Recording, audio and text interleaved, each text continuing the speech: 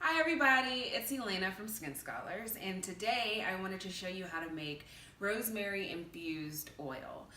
Rosemary infused oil is a really great oil that can be used in your hair. It can be used as an after shower moisturizer. It can be used into other products that you might make at home. So I'm gonna go through the steps and the tools that you need and then we'll get started. So the tools that you're going to need to get started is a pot filled halfway with water, an induction cooktop or a stovetop, whichever you choose. You're going to need some dry rosemary, about 2 cups of oil. It could be olive oil, it can be grapeseed oil. We chose to use apricot kernel oil. An empty jar to put all the ingredients inside of, a strainer to strain the final product, and then another measuring glass, measure herb in, and a food scale. I've also included a spoon and a couple of paper towels just in case things get messy. So the first step we're going to do is take the pot of water and put it on our burner. We're gonna turn it to a medium high so that we can get it to a rolling boil. We don't want it to get to a large boil because we can have water splashing into our oil, which wouldn't be good. So we're gonna get that going first, and then we're gonna take our rosemary and we're gonna measure out on our food scale half a cup. You're gonna take your food scale and you're gonna measure out about 25 grams of rosemary, or about half a cup of rosemary. We're going to take that, take our empty jar, and fill this jar up with the herb.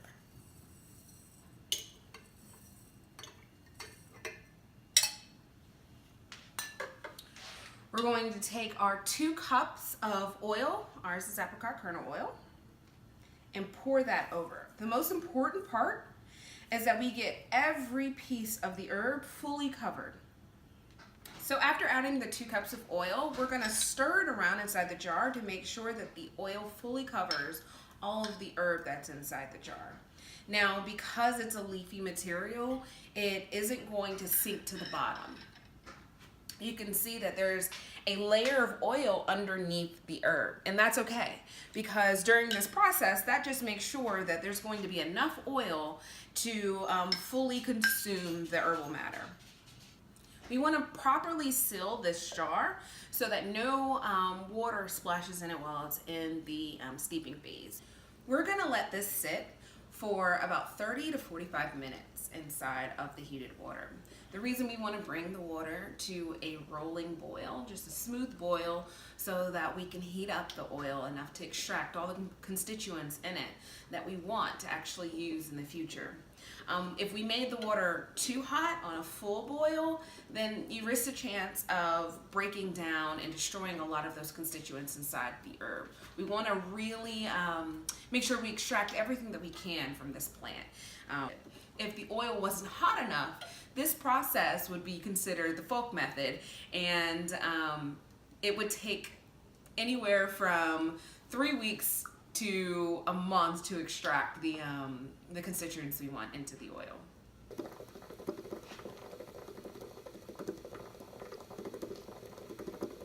So after this has gone for about 30 to 45 minutes, I've actually let mine sit for about 45 minutes. You are going to turn your eye off.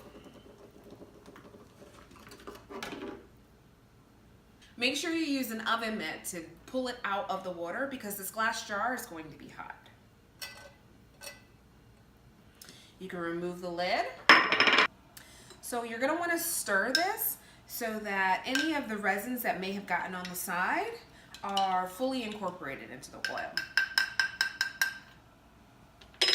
Then you're going to take your strainer, put it over a glass measuring cup or anything that you can pour easily out of, and pour the liquid right on inside. If you want a finer strain to this oil, you can always use some cheesecloth or a coffee filter if you've got a little more time.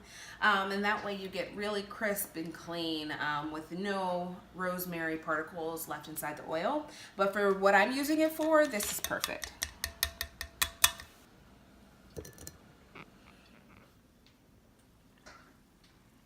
So we just freshly steeped our oil, our rosemary oil, and I want to show you the difference between the original oil we started with and then the result at the end. So you can see all the herbal goodness that gets inside of our oil. So this is apricot kernel oil with nothing in it. This is fresh apricot kernel oil. This is our recently steeped but still hot rosemary oil. And once it cools, this is the result.